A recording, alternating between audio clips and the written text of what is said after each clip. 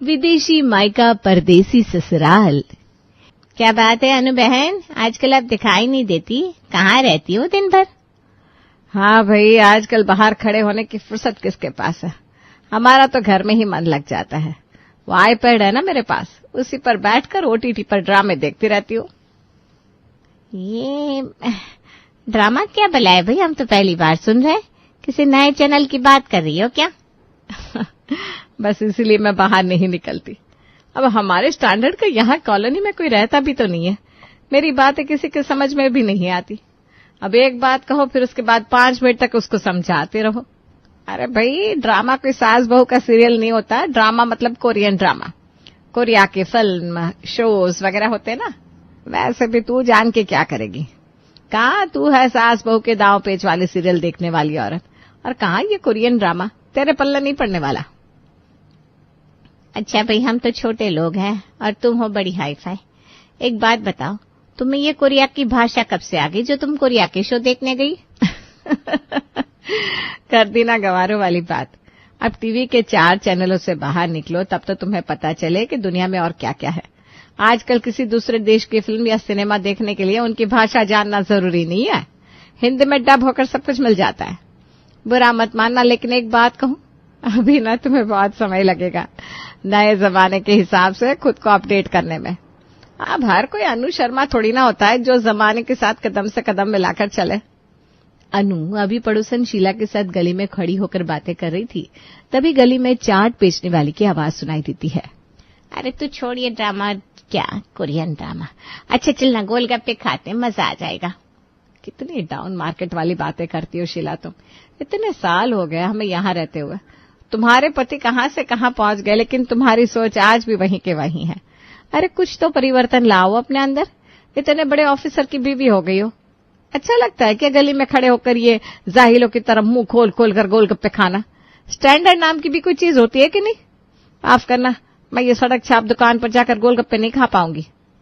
अरे पति का प्रमोशन हो गया तो इसका मतलब ये थोड़ी ना कि इंसान अपनी असलियत भूल जाए। तो कोई पराई थोड़ी ना है, 25 साल से पड़ोस में रह रहे हैं हम।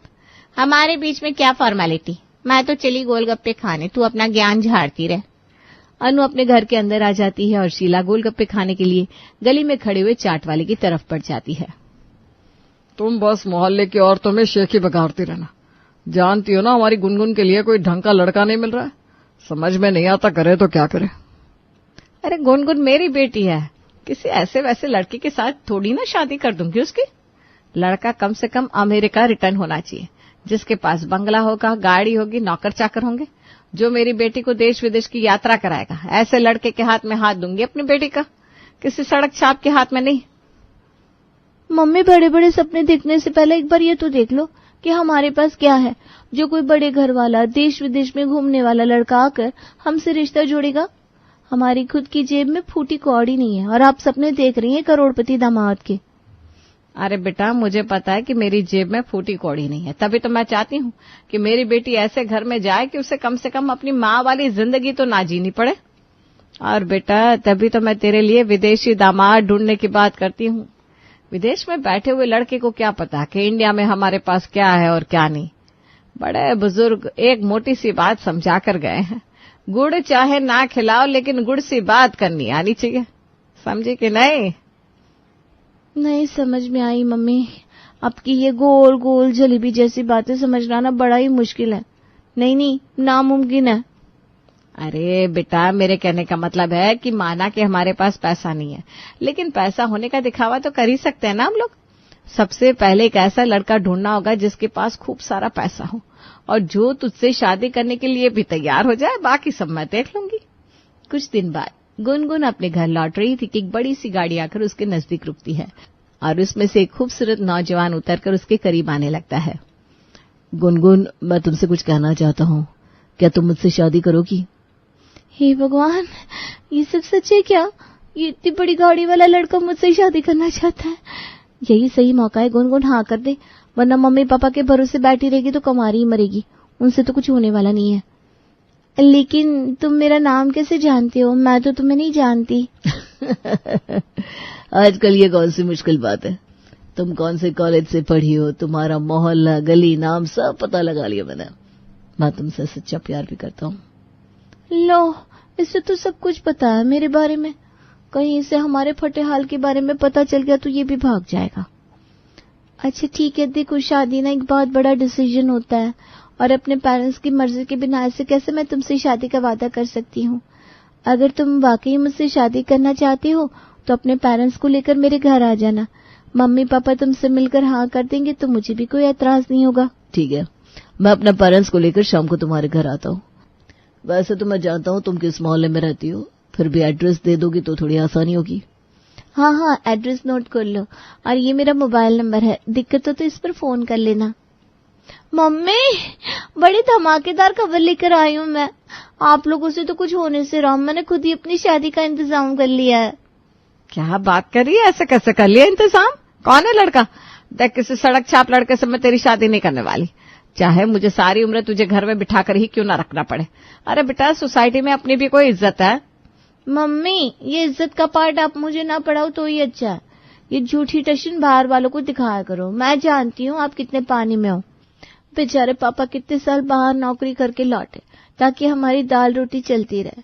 नौकरी वो उत्तराखंड में करते थे और आप सबको यूके बताकर यहाँ झूठा इंप्रेशन झाड़ती थी। हाँ, तो उत्तराखंड भी तो यूके ही होता है ना।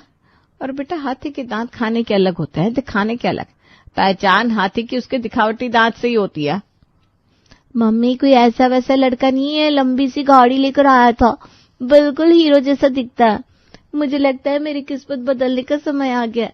बस आप सब संभाल लेना। अब इतने बड़े घर का लड़का हमारे जैसे भिखारियों से रिश्ता थोड़ी ना जोड़ेगा। ये जो अमेरिका स्वैग आप मोहल्ले में दिखाती हो ना, यही दिखाकर उन्हें भी बोतल में उतारना है आपको। बस एक बार मेरी शादी हो जाए, फिर जो होगा देखा जाएगा। अरे बेटा, तू चिंता मत कर। ऐसे बातों के हवा महल के दर्शन कराऊंगी ना उन लोगों को कि चट मंगनी और पट शादी को रेडी हो जाएंगे। शाम के समय रवि अपने पेरेंट्स को लेकर गुनगुन के घर आ गया। वाह वाह, शक्ल से ही अमीर लोग लग रहे हैं ये लोग। गाड़ी तो देखो कम से कम 40 लाख की होगी। जो लोग 40 लाख की गाड़ी में बैठकर आए हैं उनका बंगला कितना बड़ा होगा, सोचने वाली बात तो ये है। चलो अब जल्दी से चाय नाश्ता लगा देते हैं। अनु और गुनगुन रवि के पेरेंट्स के लिए चाय नाश्ता लेकर हॉल में जाते हैं। मम्मी, इतने बड़े लोग हैं और हमारे घर में पानी का फिल्टर भी नहीं है, कैसे पिलाएंगे इनको ये पानी? अरे तो टेंशन मत ले, मैं हूं ना। लीजिए बहन जी, ये पानी हमने स्पेशल अरब कंट्री से मंगवाया है। बहुत महंगा पानी है ये। वाह बहन जी, आप पानी अरब से मंगवाती हैं? जी, वो क्या है ना, उम्र भर तो ये यूके में रहे हैं, अब इंडिया की चीजें इन्हें कहाँ पसंद आती है। हमारे यहाँ तो सब इम्पोर्टेड सामान ही रहता है। इंडिया की मार्केट कहाँ है इस लायक, सब लोग क्वालिटी का सामान ही मिलता है। रवि बेटा, मेरी बेटी के हाथ का बना हुआ खाना टेस्ट करके देखिए। मसाले मैंने स्पेशल ईरान से मंगवाए हैं। बहन जी, वाकई बहुत स्वादिष्ट खाना बना है। हमने भी बरसों से यहाँ से कुछ भी नहीं खरीदा। हमारा प्राइवेट जेट है, जब भी कुछ लेना होता है उसी में बैठकर निकल जाते हैं, यूएस यूके जहां भी जाना हो। यूएस यूके की बात तो तेरी सास ऐसे कर रही है जैसे चांदनी चौक जाने के बारे में बोल रही हूँ। कुछ ज्यादा ही रईस लोग गए हैं। मैं तो कह रही हूँ बेटा, छोड़ इस रवि का चक्कर। अपनी पोल खुल गई तो लेने के देने पड़ जाएंगे। क्या मम्मी, इतनी बड़ी मुर्गी फंसी है और आप कह रही हो कि इसे जाने दो। आप तो बस जल्दी से शादी की तारीख सेट करवाइए। रवि बेटा, तुम तो कुछ खा ही नहीं रहे हो, खाओ ना बेटा। वो क्या है ना आंटी, इंडिया के ये समोसे ब्रेड पकोड़े वगैरह में खा लेता ना तो मुझे ये हजम नहीं होते हैं। मैं तो चाट खाने के लिए सीधा ऑस्ट्रेलिया जाता हूँ। वाह बेटा वाह, हमें अपनी बेटी के लिए आपके जैसा ही रिश्ता चाहिए था। देखो ना, हम लोगों की सोच कितनी मिलती है। अच्छा बहन जी, अब शादी की बात कर लेते हैं। ये सारी बातें तो होती रहेगी। वैसे बेटा, आपने बताया नहीं आप काम क्या करते हैं? वो अडवाणी इंडस्ट्रीज है ना, बस आप ये समझ लीजिए उसके जो मालिक है धीरू भाई अडवाणी, उनका एक खास आदमी हूं मैं। मेरे बिना हिलते तक नहीं है वो। एक दिन ऑफिस न जाओ तो पूरा ऑफिस सर पर उठा लेते हैं। हाँ हाँ बेटा, वो तो मैं समझ रही हूँ। आप लोगों को देखकर ही समझ में आ रहा है कि बात तो है आप में। दोनों परिवारों ने मिलकर शादी की तारीख निकाल ली थी और आने वाली 20 तारीख को ही रवि और गुनगुन की शादी होना तय हो गया था। वो क्या है पापा जी, अभी मैं एक जरूरी काम से जर्मनी जा रहा हूँ। वहां से लौट कर आऊंगा कि तुरंत ही गुनगुन को शादी करके हमेशा के लिए अपने घर ले जाऊंगा। 2 दिन बाद।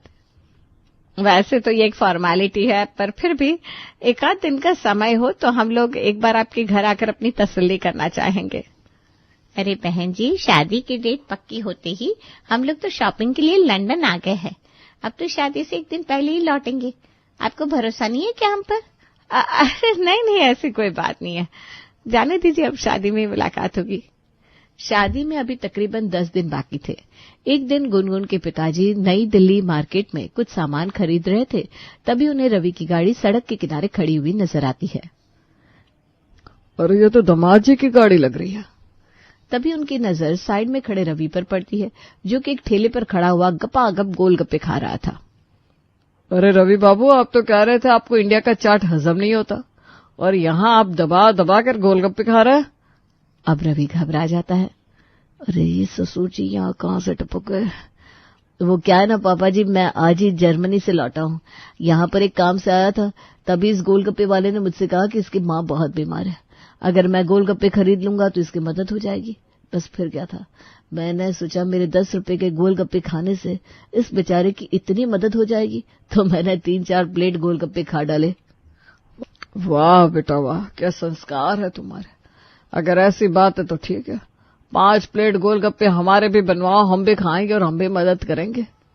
गुनगुन के पिताजी रवि के साथ मिलकर 5-6 प्लेट गोलगप्पे खाते हैं और फिर गोलगप्पे वाले को 100 रुपए फालतू देकर खुशी खुशी घर लौट जाते हैं। पिताजी के जाने के बाद आज तो बड़ी मुश्किल से जान बची है, वरना आज तो लगता था कि सारी पोल पट्टी खुल जाएगी। शादी से 2 दिन पहले। गुनगुन बेटा, देख तो तेरे ससुराल से लहंगा आया है, दामाद जी खुद लेकर आए हैं। अरे वाह, लहंगा तो बड़ा खूबसूरत है। खूबसूरत क्यों नहीं होगा, तुम्हें पता भी है, अमेरिका के सबसे बड़े डिजाइनर से डिजाइन करवाया मैंने इसे स्पेशली तुम्हारे लिए। इस लहंगे की कीमत जानकर तुम ना हैरान रह जाओगी। खैर तुम कीमत के चक्कर में मत पड़ो, बस अपनी शादी की तैयारी करो। रवि के जाने के बाद ये डिजाइनर लहंगे ऐसे होते हैं क्या? कुछ ज्यादा ही सिंपल सा नहीं लग रहा। मुझे तो ऐसा लग रहा है यहाँ की लोकल मार्केट में 3-4 हजार में मिल जाएगा। लेकिन अगर मैंने ये बात गलती से भी रवि के सामने कह दी तो नाराज हो जाएगा वो। अरे नालायक, अमीरों की तरह सोचना और बोलना सीख ले। ये अमीर लोग ना डिजाइनर कपड़े पहनते हैं, और डिजाइनर कपड़े सिंपल सोबर ही होते हैं। चमचमाते कपड़े तो पटरी मार्केट में मिलते हैं। अब ऐसे कैसे अचानक से डिजाइनर तरीके से सोचना शुरू कर दूं मम्मी? मैंने तो सारी जिंदगी पटरी मार्केट के कपड़े पहने ना, तो चॉइस भी वैसी हो गई है। जल्दी ही शादी का दिन आ जाता है और गुनगुन की शादी रवि के साथ हो जाती है। शादी के बाद रवि, आपका तो विदेश में आना जाना लगा ही रहता है, इसी वजह से बड़े पापड़ बेलकर मैंने भी अपना पासपोर्ट बनवाया है। अब आप ये बताओ कि हनीमून के लिए मुझे कहाँ लेकर जा रहे हो? बेटा वो क्या है ना, ये लंदन अमेरिका जाने के बहुत मौके मिलेंगे। हमारे यहाँ परंपरा है कि शादी के बाद दुल्हा दुल्हन सबसे पहले ताजमहल ही देखने जाते हैं। मम्मी जी, आपकी ये परंपरा कुछ ज्यादा ही अजीब नहीं है? आगरा में हनीमून के लिए कौन जाता है? वहां पर तो आपकी क्लास के होटल भी नहीं मिलेंगे। बेटा होटल की जरूरत ही नहीं है, इसकी बुआ का घर है ना आगरा में, बस तुम लोग वहीं जाकर रुक जाना। गुनगुन को तो कुछ भी समझ में नहीं आ रहा था, लेकिन फिर भी सास की बात मानकर वो ताजमहल देखने के लिए आगरा निकल जाती है। आगरा से वापस आने के बाद मम्मी जी, आप तो कह रही थी कि आप सारी शॉपिंग फॉरेन कंट्री से करती हैं, लेकिन घर में तो कोई भी ऐसा इम्पोर्टेड सामान दिखाई नहीं दे रहा। और जिस हिसाब से आप लोगों की कमाई है, आप लोगों को तो बंगले में रहना चाहिए, फिर ये 3 कमरे के मकान में क्यों रह रहे हैं? मैं कुछ समझ नहीं पा रही हूँ। बेटा तुम्हारे ससुर जी की ना मानता है कि आदमी के पास चाहे जितना पैसा हो, लेकिन उसे दिखावा नहीं करना चाहिए। इसीलिए हम आज भी अपने इस पुराने घर में रहते हैं।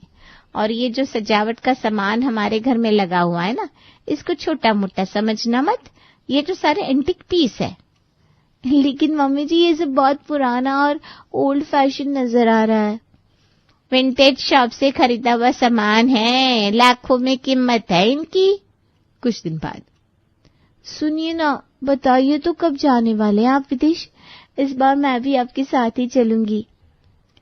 गुनगुन, मैंने तो अब फॉरेन ट्रिप पर जाने का काम करने से मना कर दिया है। अब शादी हो गई है, मैं तुम्हें छोड़कर रोज रोज नहीं जाना चाहता। ये क्या बोल रहे हो आप? मना क्यों किया? हम दोनों साथ चलते हैं ना। मुझे भी तो लंदन पेरिस से शॉपिंग करनी है। अरे लंदन जाने की क्या जरूरत है, वो कुतुब रोड पर है ना बढ़िया मार्केट। लगता है वहाँ जो बड़ा सा मॉल है उसी में ले जाकर शॉपिंग करवाने वाले हैं आज मुझे। अच्छा ठीक है, चलो आप वहीं से करवा दो शॉपिंग। रवि एक रिक्शा को बुलाता है और फिर दोनों उस पर बैठ जाते हैं। रवि, एक बात तो बताओ, ये हम लोग शॉपिंग करने के लिए रिक्शा में बैठकर क्यों जा रहे हैं? अब की वो गाड़ी है ना, निकालो उसे। गाड़ी? कौन सी गाड़ी? आज तो संडे है ना, तो संडे को मैं मालिक की गाड़ी लेकर घर थोड़ी ना आ सकता हूँ। मालिक की गाड़ी मतलब ये कि मैं ड्राइवर हूँ ना। संडे के दिन तो मैं गाड़ी बंगले पर खड़ा करके आता हूँ। रवि की बात सुनकर तो गुनगुन को तो मानो झटका लग गया था। क्या बोला तुमने? वो गाड़ी तुम्हारी नहीं है? अरे मेरी ही समझो ना, हफ्ते के 6 दिन तो मैं ही चलाता उसको। अरे मॉल तो पीछे रह गया, कहाँ लेकर जा रहे हो तुम मुझे? अरे गुनगुन, इधर सोमवार को बहुत बढ़िया मार्केट लगता है, एक से एक डिजाइनर पीस मिल जाते हैं। चलो मैं तुम्हें उधर ही लेकर चलता हूँ। क्या कुतुब रोड पर लगने वाले मंडे मार्केट से शॉपिंग करवाओगे तुम मुझे? बिल्कुल हद ही हो गई। कहाँ मैं पेरिस से शॉपिंग के सपने देख रही थी और कहाँ ये मंडे मार्केट। तुम ऐसी बातें क्यों कर रही हो? क्या पैसे ही सब कुछ होता है? अरे पैसे को छोड़ो, मेरा प्यार देखो, मैं तुमसे कितना प्यार करता हूँ। देखो मैं चाहता तो अभी भी तुमसे झूठ बोलकर तो मैं ऐसे ही गोल गोल घुमा सकता था कि नहीं, लेकिन मैं नहीं चाहता था कि मैं सारी जिंदगी तुमसे सिर्फ झूठ बोलता रहूं। इसीलिए मैंने तुम्हें सब सच बता दिया। जब हम तुम्हारे घर शादी की बात करने के लिए पहुंचे तो तुम्हारी मम्मी विदेश और परदेश की बातें करने लगी।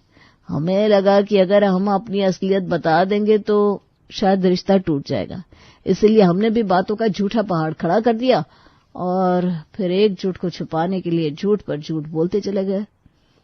रवि की बातें सुनने के बाद तो बेचारी गुनगुन का सर चकराने लगा था और रोते हुए गुनगुन अपने मायके पहुंच जाती है। शेर को सवा शेर मिल ही जाता है, ये सुना था, आज देख भी लिया। मम्मी, किसी गलतफहमी में रहने की जरूरत नहीं है। कोई करोड़पति घर में शादी नहीं हुई मेरी। पहले एक वॉचमैन की बेटी थी, अब एक ड्राइवर की पत्नी हूँ। बस इतना अंतर आया है मेरे स्टेटस में। ये क्या कह रही है बेटा तू? तेरे कहने का मतलब है कि रवि एक ड्राइवर है? हाँ मम्मी, बिल्कुल ठीक सुना, वो एक ड्राइवर है और उसने अपनी बातों का जाल फेंक कर मुझे फंसाया। मैं छोड़ूंगी नहीं उन फ्रॉड लोगों को, तू चिंता मत कर, हम पुलिस में कंप्लेंट दर्ज करेंगे। इन्होंने धोखाधड़ी करके तेरी जिंदगी खराब कर दी। अच्छा, जैसे कि आपने तो सब कुछ सच बोला था ना रिश्ता करते समय। आपने भी तो झूठ के पहाड़ खड़े किए थे। गल्फ से पानी मंगवाती है, यूके में जाकर शॉपिंग करती है। आपने गल्फ का पासपोर्ट भी देखा है कभी? बेटा मेरा तो दिमाग काम नहीं कर रहा, अब करूं तो क्या करूं? कोई बात नहीं मम्मी, अब मेरे नसीब में अगर यही लिखा था तो यही सही। वैसे रवीना बहुत प्यार करता है मुझसे, इस बात में कोई शक नहीं है। और इस तरह बेचारी गुनगुन को ना विदेशी मायका मिला ना परदेसी ससुराल। लेकिन गुनगुन अब खुश रहती है क्योंकि उसने अब अपने मिडिल क्लास होने के सच को स्वीकार कर लिया है और वो अपनी माँ की तरह अमीर होने के झूठे भ्रम में नहीं रहती।